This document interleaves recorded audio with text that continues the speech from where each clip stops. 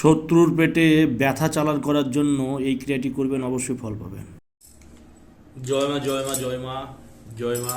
আমি শ্রী শ্রী মৃত সঞ্জীবন মহারাজ, আশা করি সকলে ভালো আছে।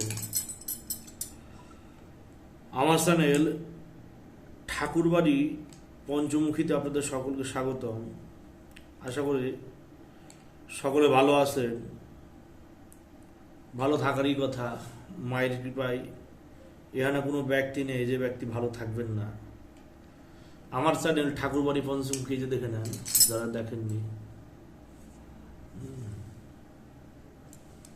এই যে আমার চ্যানেল, এটা যে ঠাকুরবাড়ি পঞ্চমুখী, যারা দেখেননি, ফ্রন্টে ভিডিও করছি তো যে কারণে বোঝা যাচ্ছে না। এটা হচ্ছে ঠাকুরবাড়ি পঞ্চমুখী আমার চ্যানেল। যারা যারা এখনো খুঁজে পান না তারা দেখে নেন।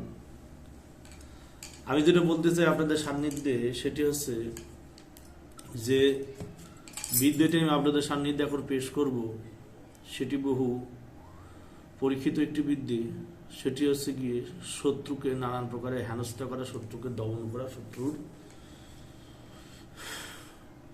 যে শত্রু প্রাণঘাতী হয়ে ওঠে, যে শত্রুকে কোনো মতে দমানো যায় না, যে শত্রু দেখা যাচ্ছে কোনো মতে ভাগা ছাড়ে না, সেই শত্রুর জন্য এই কাজটি।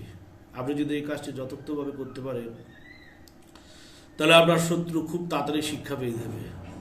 মানে শত্রু খুব তাড়াতাড়ি শিক্ষা পেয়ে যাবে এবং শত্রু বুঝতে পারবে যে বাপের নাম কি ঠেলাজি, ঠেলার নাম বাবাজি। শত্রু বুঝতে পারবে। শত্রু যখন চরম পর্যায়ে পৌঁছায় যাবে, সে শত্রু আপনি মারবেন না, কিন্তু শত্রুর তলে তলে গুপ্তভাবে শত্রুর ক্ষতি করবেন। সেই মতো অবস্থায় এই কাজটি যখন দেখবেন যে আর কোনো কিছু করার নেই, কোনো কিছু করার আর পথ পাচ্ছেন না, তখন এই কাজটি করে দেখবেন। খুব ফলপ্রসূ এবং খুব রেজাল্ট পাবেন এই কাজটি করে।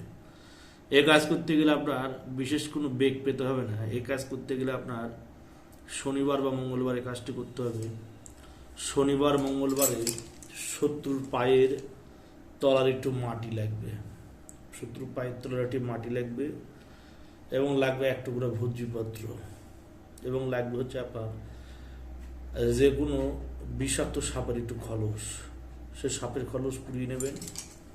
পুড়িয়ে নিয়ে সে সাপের খলস পুরার সাথে সামান্য পরিমাণে একটু বীজ তেল দিয়ে দেবেন। দোকানে কিনতে পাওয়া যায় বীজ তেল, নিম তেল পাওয়া যায় দোকানে কিনতে। সে বীজ তেল দিয়ে সাপের খলস ভালো করে হচ্ছে পুরা খলসটা ঘেটে নেটে কালি তৈরি হবে। সেই কালি দিয়ে যন্ত্রটি ভুজ্যপত্র আঁকতে হবে মরার বাঁশ দিয়ে। মরা পেটানো বাঁশ দিয়ে কলম বানিয়ে নেবেন। বানিয়ে নিয়ে সে বাঁশ দিয়ে একটা নকশা আছে, আমি ভিডিও শেষে দিয়ে দিব, দেখিয়ে দেবো, সেটি আঁকতে হবে। আঁকার পর সে শত্রুর পায়ের তলার মাটিতে একটি পুতুল বানাবেন। পুতুল বানিয়ে নিয়ে সেই শত্রুর নাভি বরাবর সে ভোজ্যপত্র ঢুকিয়ে দেবেন। ঢুকার আগে একটি বীজ মন্ত্র আছে, ব্রহ্মজাগো ব্রহ্মজাগো ব্রহ্মজাগো, যে কাজে জাগায় ব্রহ্ম তুমি সেই কাজেই জাগো, তোমায় কালির দোহাই, তোমার মোর শিক্ষাগুরু ওস্তাদের দোহাই, তোমায় মা কালির দোহাই, তোমায় মোর শিক্ষাগুরু ওস্তাদের দোহাই বলতে হবে। এবং 7 বার করে 7টা টোকা মারলে নকশায় জেগে দেবে। পুতুলে এইভাবে জাগাতে পারবেন, ব্রহ্মজাগো ব্রহ্মজাগো ব্রহ্মজাগো, যে কাজে জাগায় ব্রহ্ম তুমি সেই কাজেই জাগো, তোমায় মা কালির দোহাই, তোমায় মোর শিক্ষাগুরু ওস্তাদের দোহাই বলতে হবে।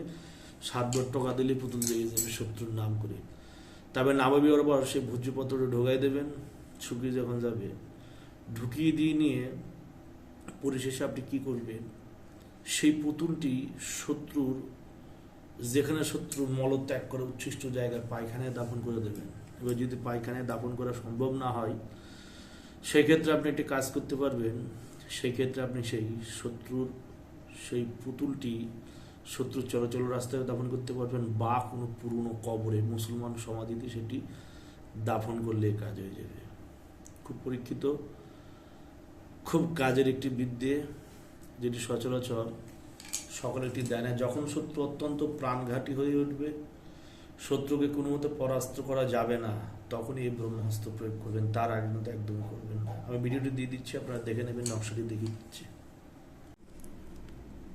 জয় মা, জয় মা, জয় মা। এই যে যারা আমার চ্যানেল খুঁজে পাচ্ছেন না, তাদের জন্য আমার চ্যানেলটি দেখে নেন।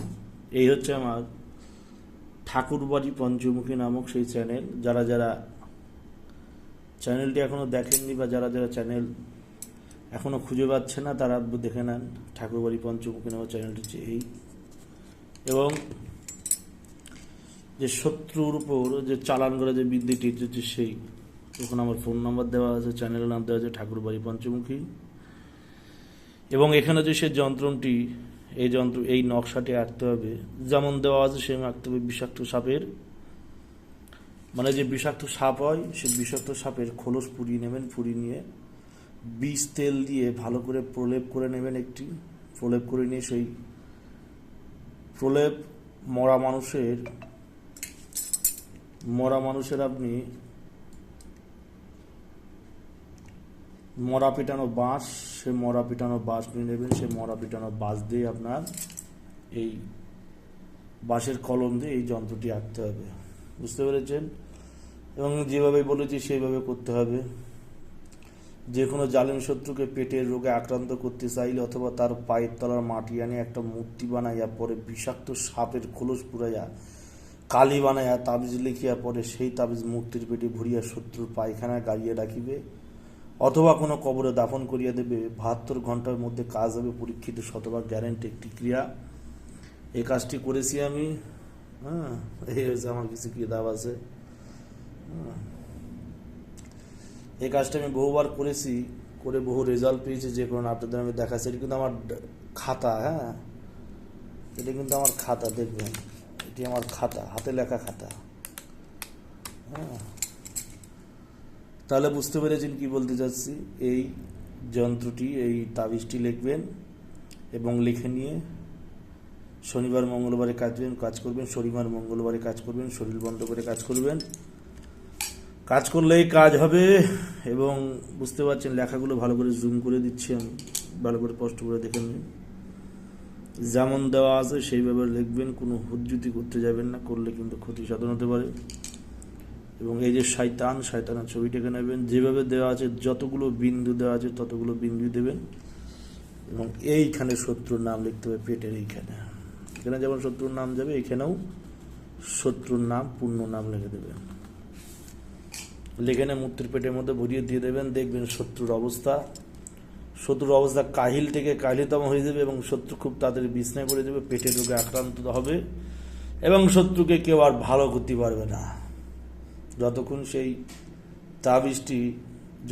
সেই তাবিজটি পেটের মধ্যে ভরা থাকবে, ততক্ষণ সেই শত্রুকে ভালো করতে পারবে। পেটের থেকে বের করে নিয়ে বান কাটা মন্ত্র দিয়ে কেটিয়ে সেটা জলে যতক্ষণ বিসর্জন না দেবে, ততক্ষণ সেই রোগী ভালো হবে না। বহু পরীক্ষিত জিনিস, শত্রুকে টাইট দেওয়ার একটা জিনিস প্রয়োগ করবেন, অবশ্যই ফল পাবেন। জয় মা, জয় মা।